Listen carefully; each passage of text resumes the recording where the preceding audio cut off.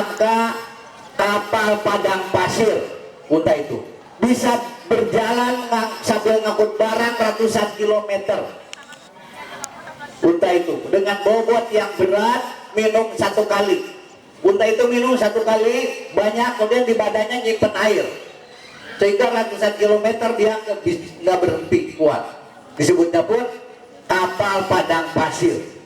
Nah, Allah menyuruh kepada kita perhatikan bagaimana unta diciptakan, ya.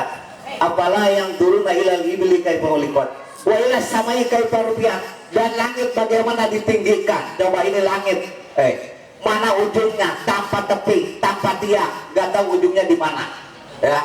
Jangankan ke langit yang paling tinggi, dari sini ke matahari saja, ini ngobrol aja,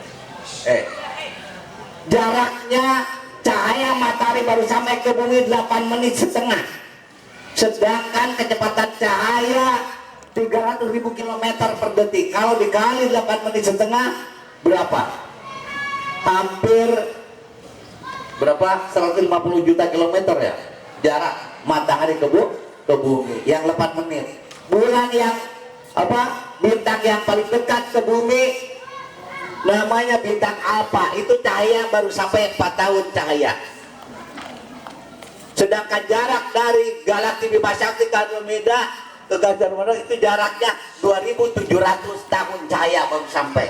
Yang 8 menit cahaya saja sudah jutaan kilometer. Bagaimana yang 2.700 tahun cahaya?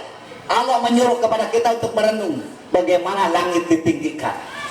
Wa ila samai kaifa rufiat, wa ila jibali kaifa nusibat, dan gunung dibentangkan. Maksudnya, apakah ada Tuhan selain Allah yang sanggup menciptakan unta? Apakah ada Tuhan selain Allah yang sanggup menciptakan langit? Apakah ada Tuhan selain Allah yang sanggup menciptakan gunung? Begitu. Orang kafir Quraisy khususnya pada saat itu, dan umumnya kita semua disuruh merenung oleh Allah, diketuk hatinya, akalnya, perasaannya, pikirannya, supaya mereka mau beriman kepada Allah. Apakah ada Tuhan selain Allah yang sanggup menciptakan alam semesta ini? Ada enggak? Enggak ada. Yang sanggup menciptakan ini hanyalah siapa? Allah Subhanahu wa Ta'ala. Coba lihat alam ciptaannya aja, begitu perkasanya, ya. Itu menunjukkan Allah Maha Kuasa. Maka tidak ada pilihan bagi kita kalau kita pengen selamat dunia dan akhirat selain kita ruku dan sujud merendahkan diri di hadapan Allah Subhanahu wa Ta'ala.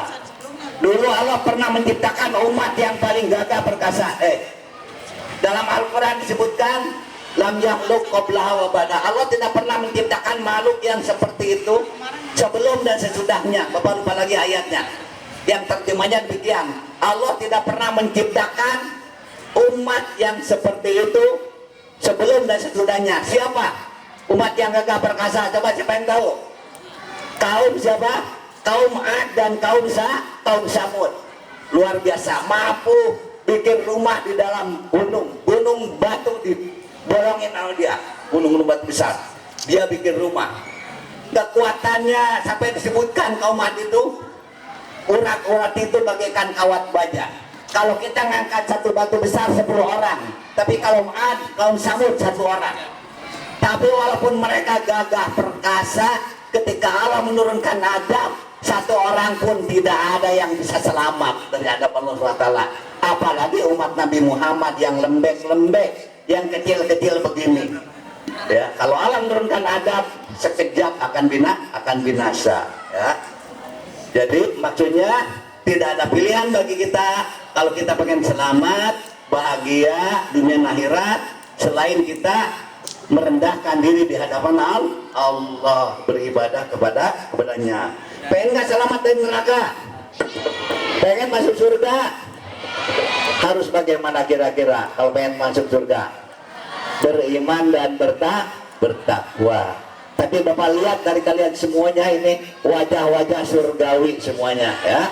Mudah-mudahan. Ya, mari kita berdoa kepada Allah. Bismillahirrahmanirrahim.